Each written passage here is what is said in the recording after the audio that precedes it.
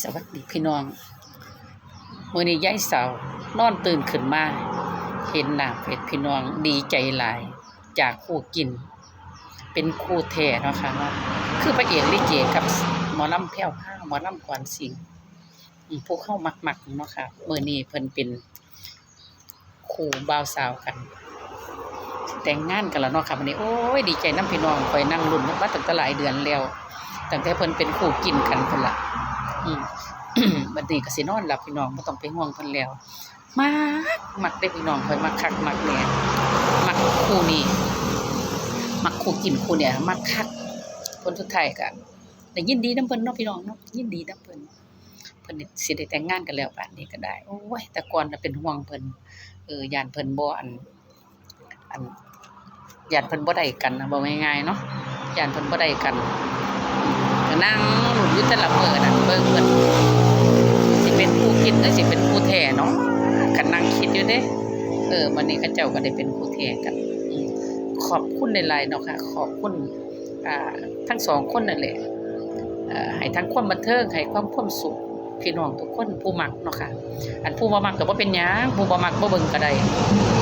บ่เป็นหยังดอกค่ะผู้สิเบิ่งก็หลายอยู่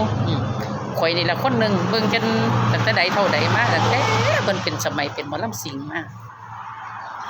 อันพูดถึงเพิ่นสั้นนี่ก็เบิ่งแต่สมัยเพิ่นไปประกวดมาเนาะค่ะเนาะก็มักมาตั้งแต่พุ่นล่ะเป็น FC ตัวจริงมาเนาะค่ะเนาะFC ตัวจริงทั้งสองคนมื้อนี้ก็เลยมายินดีนำเพิ่นมายินดีนำทั้งสองฝั่งสองฝ่ายเนาะค่ะเนาะคนเฮาน่ะมันฮักกันดีกว่าสร้างกันบ่แม่นเว้าตาปากแบะปานผู้หญิงบางคนนั่นล่ะก็ต้องชื่อเนาะค่ะเนาะเว้าแบะบ่สมกับความเว้าเจ้าของผู้ชายสำนั้นต้องเอาไปนุ่งผ้าถุงบ่ต้องเอามานุ่งกางเกงดอกมันเสียศาสตร์เกิดของผู้ชายคนจังซั่นมันต้องไปใส่ผ้าถุงบ่แบะถ้าทำตามปากเจ้าของบ่ได้จักอย่างลองอันนี้เขาบ่เว้ามันสิเป็นจังได๋เนาะค่ะเนาะ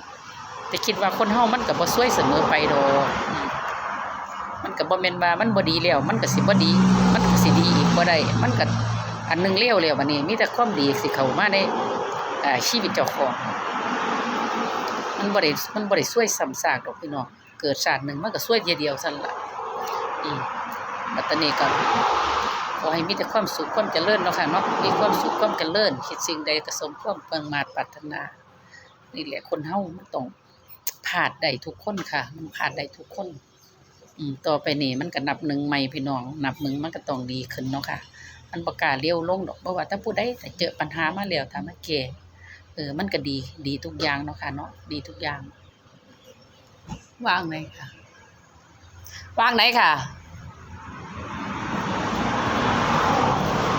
ขายทุกอย่างเพิ่นมาขายค่ะขายอยู่